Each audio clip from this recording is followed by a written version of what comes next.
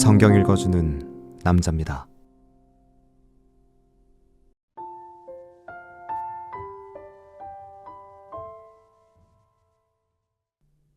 르호보암이 세겜으로 갔으니 이는 온 이스라엘이 저로 왕을 삼고자 하여 세겜에 이르렀음이더라. 느밧의 아들 여로보암이 전에 솔로몬 왕의 얼굴을 피하여 애굽으로 도망하여 있었더니 이 일을 듣고 애굽에서부터 돌아오매 무리가 보내어 저를 불렀더라. 여로보암과 온 이스라엘이 와서 르호보암에게 고하여 가로되 왕의 부친이 우리의 멍에를 무겁게 하였으나 왕은 이제 왕의 부친이 우리에게 시킨 고역과 매운 무거운 멍에를 가볍게 하소서. 그리하시면 우리가 왕을 섬기겠나이다. 르호보암이 대답하되 3일 후에 다시 내게로 오라 하매 백성이 가니라. 르호보암 왕이 그 부친 솔로몬의 생전에 그 앞에 모셨던 노인들과 의논하여 가로되 너희는 어떻게 교도하여 이 백성에게 대답하게 하겠느뇨?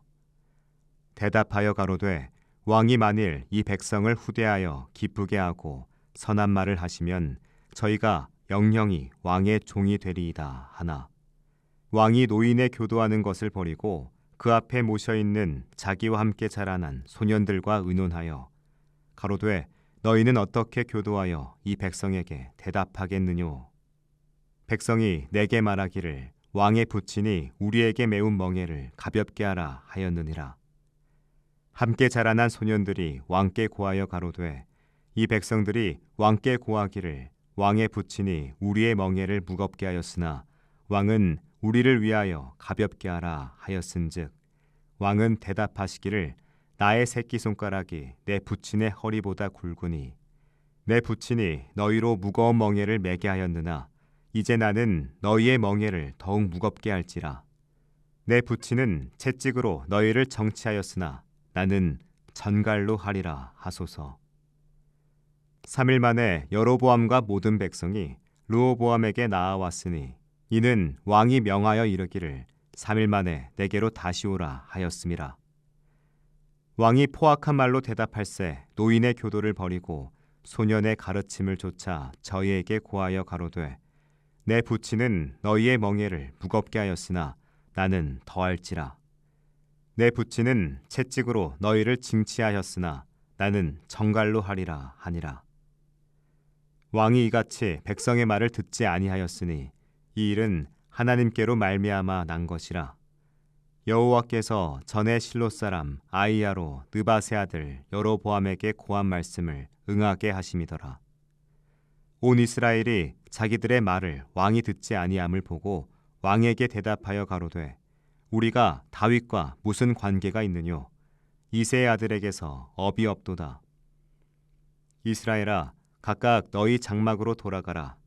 다윗이여 이제 너는 내 집이나 돌아보라 하고 온 이스라엘이 그 장막으로 돌아가니라. 그러나 유다 성읍들에 사는 이스라엘 자손에게는 르호보암이 그 왕이 되었더라. 르호보암 왕이 역군의 감독 하도람을 보내었더니 이스라엘 자손이 저를 돌로 쳐 죽인지라. 르호보암 왕이 급히 수레에 올라 예루살렘으로 도망하였더라. 이에 이스라엘이 다윗의 집을 배반하여 오늘날까지 이르니라.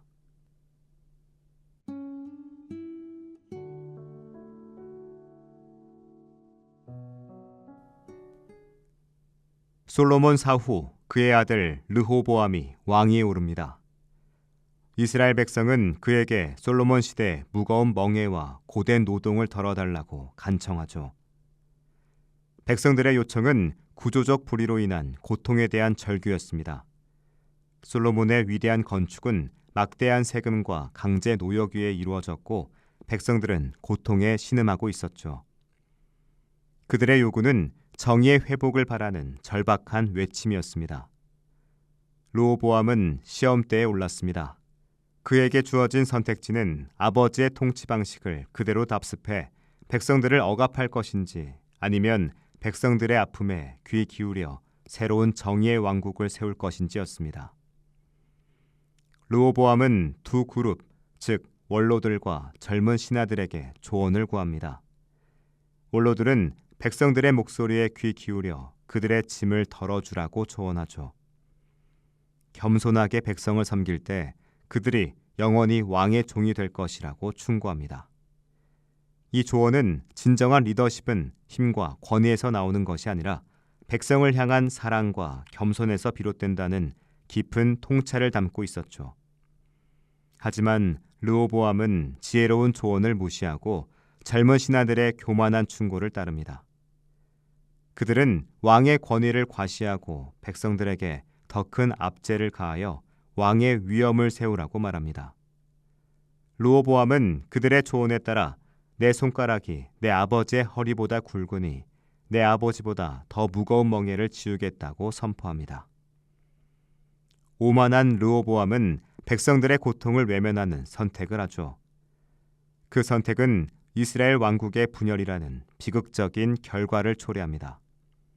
백성들은 그에게서 돌아섰고 유다 지파를 제외한 대부분의 지파가 르호보암의 통치를 거부합니다.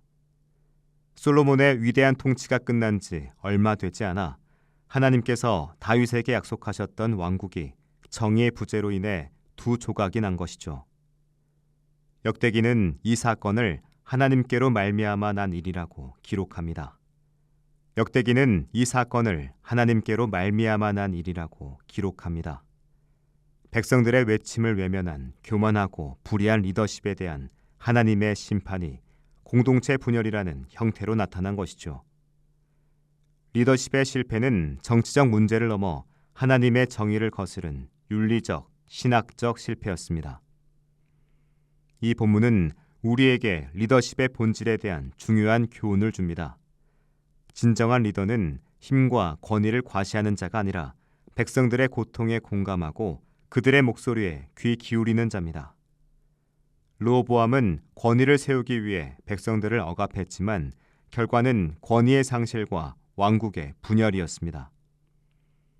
정의로운 통치 없이 권력만을 추구할 때 리더십은 모래 위에 쌓은 성처럼 쉽게 무너집니다.